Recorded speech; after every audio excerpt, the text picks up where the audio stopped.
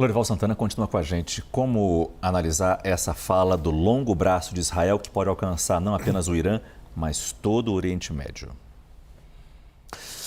Como um eco dos instintos israelenses de preservação, né?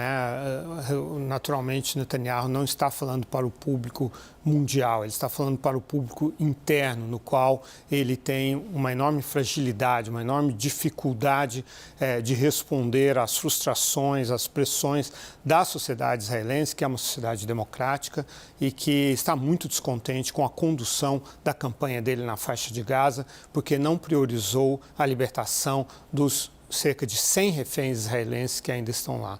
E famílias israelenses, nos últimos dias, têm dito isso, que Netanyahu está se afastando dos esforços de libertar esses reféns, né? Primeiro, ele matou os filhos e netos do Ismail Haniyeh, que era o líder do Hamas, que negociava no dia em que havia uma negociação em Doha, no Catar. Depois ele matou o próprio Ismail Haniyeh. Não que essa figura fosse uma figura defensável, era um líder político de uma organização que comete atos terroristas, mas era o canal de diálogo que havia para... Então, claramente, ele literalmente sepultou as possibilidades disso. E agora, com essa nova frente no Líbano, ele demonstra claramente que toda a estratégia política dele está ancorada na força militar. O próprio Lloyd Austin, que é o secretário de Defesa dos Estados Unidos, disse hoje que foi avisado desse ataque ao quartel-general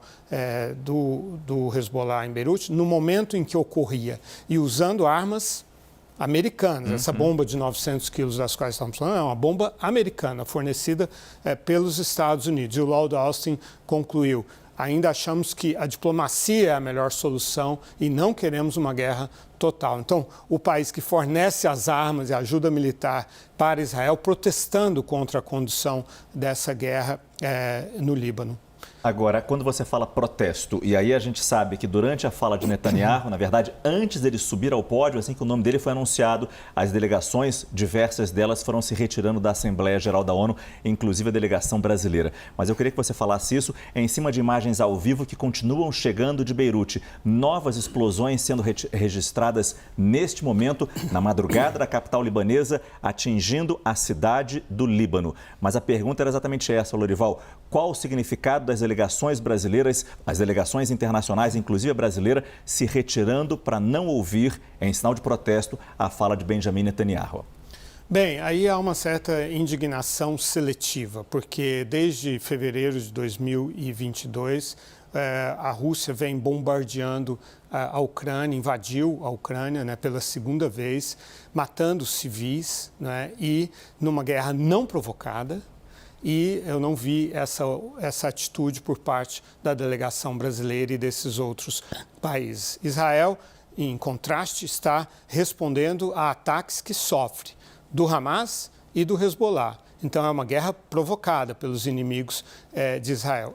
É claro que a campanha na faixa de Gaza é uma campanha desproporcional, que matou dezenas de milhares de civis inocentes numa punição coletiva, o que é considerado crime de guerra pela lei internacional. Já esse caso do Líbano é diferente. O Hezbollah vem atacando o norte de Israel a ponto de Israel ter tido de deslocar até 80 mil pessoas do norte de Israel. É uma situação de guerra, de ataques de uma força inimiga, e aí, nesse sentido, a lei internacional prevê uma resposta como a que Israel está dando neste momento.